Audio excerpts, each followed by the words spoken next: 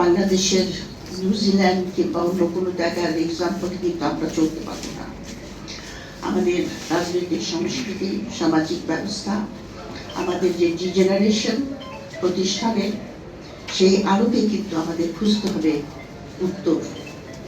যে এই জুলাইয়ের পরবর্তী পর্যায়ে একথাও আলোচনায় এসেছে, যিনি তরুণ এখানে আছেন, যে বাংলাদেশের দুটো কারণে আপনার এই অভ্যুত্থান ঘটেছে। একটা হলো আপনার ফ্যাসিবাদের পতন, এবং ভবিষ্যতে যেন ফ্যাসিবাদ আপনার ফিরে আসে সেটার জন্য একটা নতুন রাজনৈতিক বন্দোবস্ত করা। আর দ্বিতীয় যেটা ছিল সেটা হলো আপনার ভারতীয় আধিপত্যবাদের বিরুদ্ধে। সুতরাং আমি আশা করেছিলাম যে বাংলাদেশে যে সমস্ত রাজনৈতিক দলরা আছেন, কারণ রাজনৈতিক দল ছাড়া কিন্তু কোনো দেশ চলতে পারে না, তারা সবাই একটা জায়গায় একতাবদ্ধ থাকবেন। তারা একতাবদ্ধ থাকবেন ফ্যাসিজমের পতন এবং তার রোধ করা। তারা একতাবদ্ধ থাকবেন ভারতীয় আধিপত্যকে রোধ করা।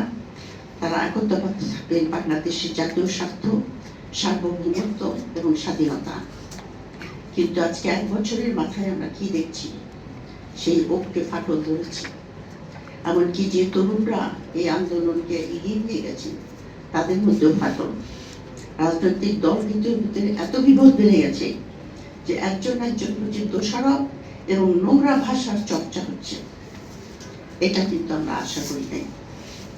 আমরা কিন্তু আশা করেছিলাম যে মানুষের গুড সেন্স উইল প্রিভেইল, এবং সবকিছুর ঊর্ধ্বে উঠে জাতীয় অর্থ আর স্বার্থকে সামনে রেখে আপনার এই যে অবজেক্টিভ বা যে কারণে অভ্যুত্থান ঘটেছে সেটাকে আরো এগিয়ে নিয়ে যাওয়া।